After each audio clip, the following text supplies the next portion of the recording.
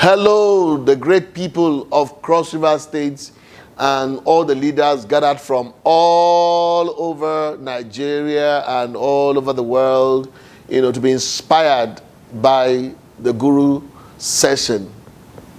And let me thank the organizers of this great conference for inviting me to speak at this very important time in the history of our great country. I'm very excited, to be speaking to you this morning. Everyone that has gathered to be part of this conference, I'm sure you've been inspired to grow. You want to make a difference. You want to be the best. You want to be an influencer. You want to be someone who will make a big difference in the world. And it doesn't matter whether you're running an enterprise, whether you are a private business person, or you're working for an institution, or you're working for an organization, or you are even working for yourself. The most important thing is that you are basically going to be learning a few secrets on how you can actually evolve in trying times, how you can continue to be relevant even in trying times, how you can continue to be the best that you can be even in times like this that we are in. So one day we woke up from sleep and then we heard the word Wuhan, and then the following word that we heard is something called coronavirus. So coronavirus started in Wuhan, somewhere in China, and by the time you know what we're talking about, every city of the world has been impacted by coronavirus, and this has brought another very great challenge to the world. Before now, we've been battling with the consequences of globalization, especially how it impacts on the people of Nigeria and even those in our local system. The reality right now is that globally, distance is now dead. The world is now a global village. The stuff going on around the world has impacted this country hugely. So what it means is that COVID-19 that started in China now has massive implication in the context of the way things are done in Nigeria. So the economic decline that is happening everywhere in the world, Nigeria is now not left out specifically. And before COVID, Nigeria was already struggling. A lot of people in Nigeria were already finding it difficult to even live life in a way that is really great.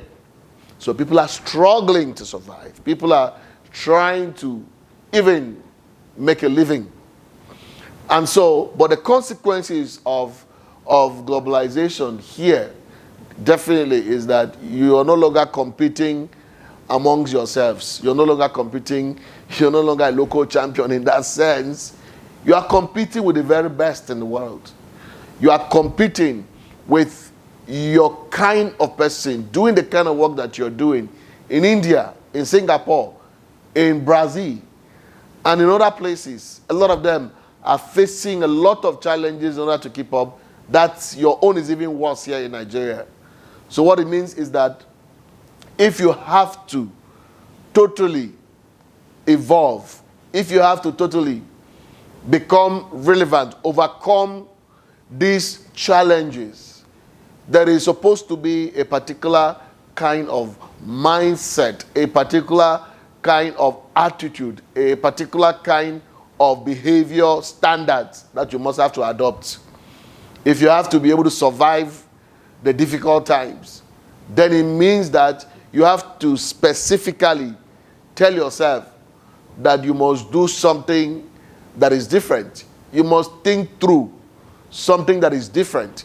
You must be different yourself. You must grow as an individual yourself. You must become a voice yourself. You must become that voice that consistently speaks to yourself. That first thing first, you have to become an outstanding leader first before you will be able to overcome the challenges that come as a result of the challenges of doing business in Nigeria, as a result of the quality of leadership that we have seen at the political level, challenges in terms of, even amongst ourselves as individuals. Some of us constitute major challenges for other people to be able to make progress. And so sometimes you're dealing with the fact that a lot of people within your space do not even believe in you. So at the end of the day, there are several factors that can enable you continue to be where you are for now. As a leadership coach, my experience is quite interesting.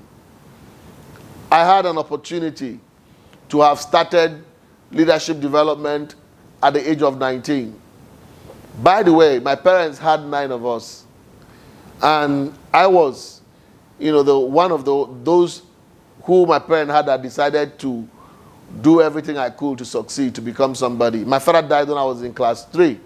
Of course, it's been a challenging journey so far. But one of the things that I have learned, the principles that I've learned, that has helped me at every difficult time, at every challenging time, that has helped me to become who I am today, and has helped me to become the type of leader that I am today. These are some of the secrets I like to share with you from a global perspective. The truth of the matter is that if you choose to be that leader that will make a difference, you must make certain decisions. If you want to begin to trend positively, even in challenging times, you continue to be the subject of discussion, you continue to be relevant within your system, you must, as a matter of necessity, become first before you begin to do stuff. Because before you begin to do great things, before you begin to try to do that business, before you try to begin to do whatever I want to do, the first thing you need to do is to first of all become. You have to first of all become great first. You have to first of all become that leader first. You have to first of all become. And in the process of becoming, I like to share with you, first thing first, 3 concepts that I think helps you in the process of becoming. It doesn't matter how far you are, what job you are doing right now. It doesn't matter the condition in which you are even doing those jobs. The critical thing that matters today is the fact that there are 3 things that are key to enable you in the process of becoming. First thing first is that you have to discover self. As simple as that is, purpose is a driver. The discovery of purpose will drive you like never before, will stretch you. When you discover purpose, what usually happens literally is that you begin to build vision around your purpose, around the things that you have discovered that you want to do per time. Some people are even working for big organizations and then they suddenly discover themselves. When the discovery is made from a perspective of the fact that you have now discovered originally what you're born to do, what gives you energy, what drives you, what you can find your vision from. Because if a man does not have a purpose, waking up, sleeping becomes interesting. When you find purpose as an individual, it doesn't matter the circumstances or the obstacles on the way. When somebody has a vision of where he's going to as a result of self-discovery, what happens is that that individual begins the pursuit journey. Amongst communities of the world, it's called the race of nations, when nations have found themselves and they're beginning to do everything in their power to push in order to first of all become great as a country. First thing first you need to do is to start the process of finding yourself. When you find yourself, when you become self-aware, when you become knowledgeable about who you are as an individual, who you want to become, all of that, then what happens is that the next level of personal development will now start. Because you cannot actually overcome systems overcome the challenges of the systems, overcome the challenges that you face in this country until you are being able to have a clear picture of who you are and exactly where you are going to. For you to be able to understand that, the next thing that is critical is that you begin to self-develop. Self-development becomes critical. Self-development becomes fantastic. That's where you begin to develop what we call mind leadership. Mind leadership literally is the first point of call when you have discovered self. You begin to self-regulate. What it means to be self-regulate is that you begin to create centers of control around you as a person, around your mind. It therefore means that you begin to set up your mind in terms of structure around your mind, such that it is not every thought that is permitted to actually grow seed in your mind. What it means is that you protect your mind from external threat. What it really means is that, so mind leadership is the ability to continue to plant positive emotions, continue to plant joy, happiness, those things that can make your mind filled with creating a right environment for you to be able to think properly, for you to be able to set goals, for you to be able to create priority, for you to be able to set boundaries, for you to be able to say to yourself that, you know what, despite the challenges that I see around me, I will pull through this. So self-talk. You create a system that you self-talk to yourself. First thing first is that your mind is built like a rock. You understand exactly the challenges that you're facing, and then you are able to assemble those thoughts in your mind that will become enablers for you. The thoughts that will give you confidence. The thoughts that will be able to reinvent your person. The thoughts that will be able to reassure you that you see the challenges before you, that you overcome those challenges. Listen, nobody has become great in life without first of all coming to the point of, I will become great. So it means the person starts thinking about it. The person starts thinking about greatness. The person starts living greatness. The person starts exercising that greatness power within the system that have become great. Everyone who has become outstanding, first of all, they became great in their minds first. They envisioned the greatness in their mind first. They lived it in their mind first. They lived out greatness in their mind first. Those people had envisioned themselves, visualizing. They visualized their success already. They visualized themselves overcoming the challenges. So it's something that you have to develop. Mind leadership critical. Once you're able to develop yourself in that realm where you have control of your mind, not everything comes to your mind. You have overcome fear of the unknown. You have overcome anxiety. You have overcome all those little challenges that can actually keep you in a place of perpetual fear. Imagine even having the capacity to overcome the effect of small talk, of gossips. Imagine having that mindset that is now ready to go. So that's personal mind leadership. The next thing that's in the journey of personal development is self-leadership. So I haven't gone through your mind leadership, then living it out right now. It requires self-leadership to begin to live it out. When you begin to live it out as an individual with the strong capacity to lead and make a difference, so you set standard for yourself. Self-leadership means that you are now the CEO of your life, which means that it is now that you begin to create what matters to you. What are your core values? What are your core values? Once your core values are in place, in my journey to succeed, there are things that I will not do. There are things that are a yes. There are boundaries that I have to set. What are the core values? So some people will say, my core value is I'm a perpetual learner. Courage is a core value. By the time you choose your core values, what it means is that you have been able to set your life on the path of growth. So you have to develop your character. You have to develop your ability to rebound when you fail. You know, that's a skill. That's an attitude.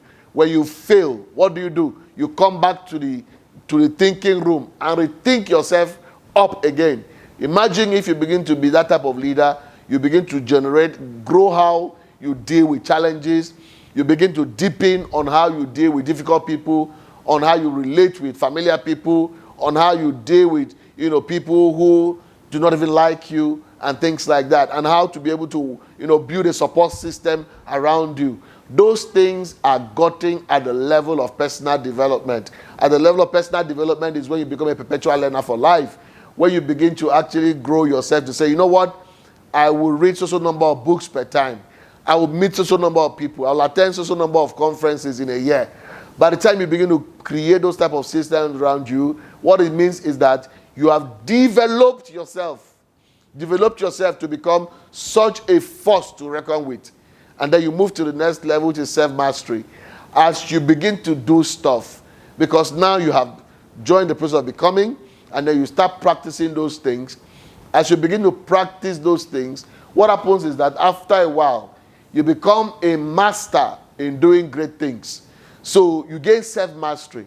It is at the level of self-mastery that you develop so much capacity to be able to reinvent yourself consistently and continue to overcome the various challenges that fit into your environment. So which means you have vowed to yourself that whenever you fail, the failure itself becomes a learning point.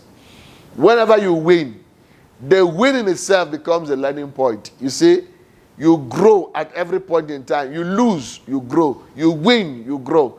That's a system that is very amazing. I have seen people that have become outstanding because of the fact that they have been able to allow themselves not to fail in difficult times.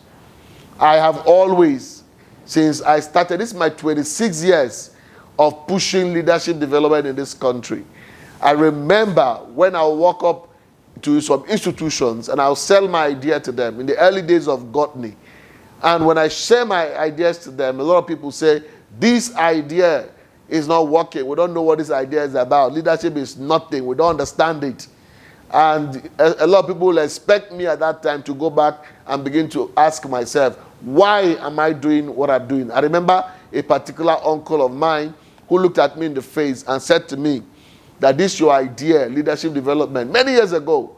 What, he didn't understand it. What does this mean? What is this? My friend, go and get a job. That this thing will not put food on your table. I mean, imagine somebody who loved me. It was a loved one who could talk to me that way. But guess what? I went back to my drawing board and I began to plan. And I began to replan. I began to be consistent with my idea. I began to grow my idea. And the next thing, I was invited on Patito's gang.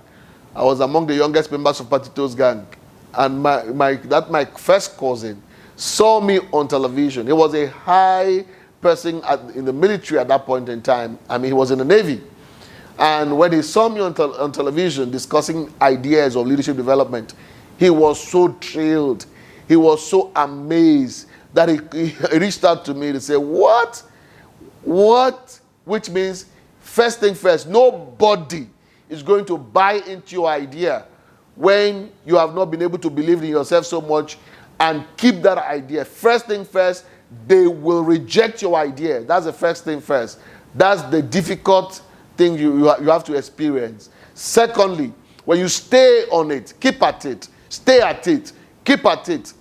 When that happens, the next thing is that they will begin to actually come to you to say, let's see whether this idea will die. But you stay at it, keep at it. After a while, they begin to listen to you. And when they begin to listen to you, you make sense. The next thing is that that person who rejected your idea will be able to come back to you to say, I want us to work together. That was my case. I wrote a book on leadership, Footprints, Leading Beyond Today. And he read that book. And he said to me, he's so proud to have me as a a cousin. Up to today, he's so proud of me. And because today, the leadership thing I'm talking to you about has not only put food on my table, but has helped me to raise other leaders in this country, thousands of leaders across Nigeria and Africa and around the world, who believe in what I'm doing, are already making progress with the ideas that I'm pushing across. And today, by the special grace of God, I'm comfortable, making a difference, and happy about it. So what it means is that it doesn't matter what you're going through. You must first of all understand that for you to become somebody in this life, that is your decision, not the decision of any other person else. There's a God factor to all of this, but guess what? You have to continually evolve, continually reinvent yourself. And you can't do that until you understand the secret behind the learning system, which means if you want to be able to, be intelligent enough, you have the executive intelligence, have the emotional intelligence to be able to survive in difficult times, then you will be able to learn how to survive in difficult times. You have to research it. You have to find how to survive in difficult times. And one of the major ways is to reinvent yourself through learning. So on a daily basis, you are ahead of your generation on the particular industry where you are playing.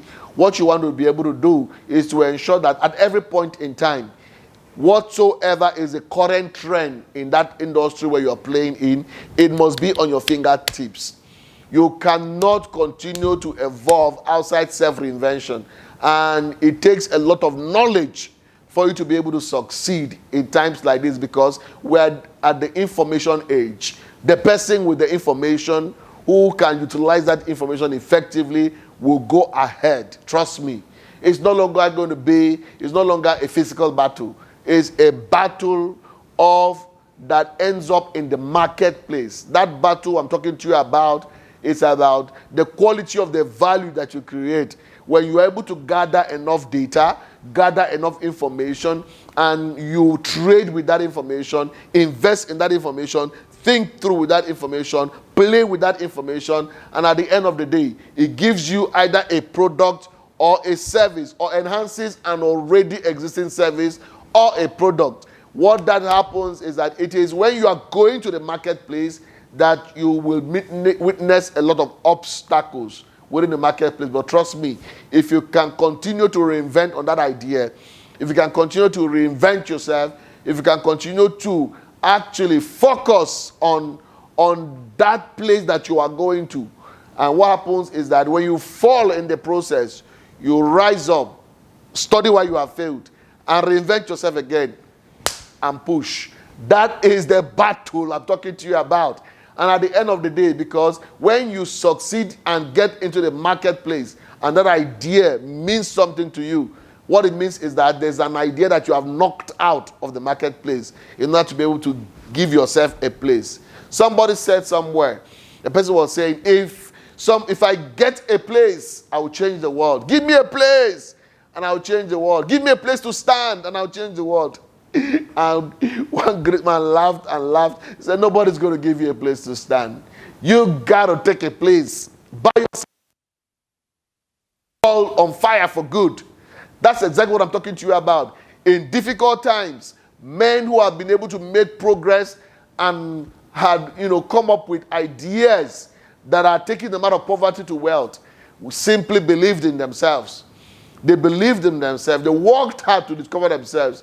And they began the process of self-development. And then they moved into self-mastery. And at the level of self-mastery, they did not sit down. They continued to create a learning system. They continued to grow in knowledge, because leadership flows to the one who knows. And at the end of the day, they are able to reinvent themselves, and then they're able to get ahead. To get ahead is a lot of work. You cannot be a leader until you have mastered the other element of getting ahead, which is emotional intelligence. And emotional intelligence is critical. It's fantastic, because show me somebody who has been able to make a lot of progress, and I'll show you somebody who has developed the sound principles of knowing how to work with different human beings, difficult human beings, all types of human beings. Conrad Hilton, the founder of Transcorp Hilton Group, said clearly, very powerfully, said he is ready to pay any amount of money to someone who has the capacity and the ability to work with people in difficult times. The quality of people you have in your space, you have in your system, can help you get out of the state that you are in today. There's nothing that you need that is not in somebody's hand. There's nothing that you need today that somebody does not own it. There's nothing that you need today that you cannot find. It is with somebody who knows somebody who knows somebody. And at the end of the day, what is the quality of people in your space? That is why you deliberately need to network yourself to very quality people in preparing yourself for the bad days ahead. When the days are bad, literally, people are playing with ideas.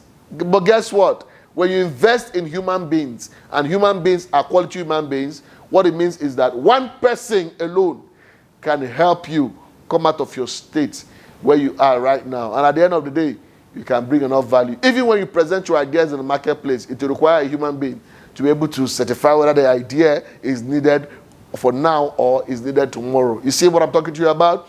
So what it means is that you can become everything that you want to become. You can step out and make the kind of difference that you want to make. Great people of Cross River States, great people of Nigeria.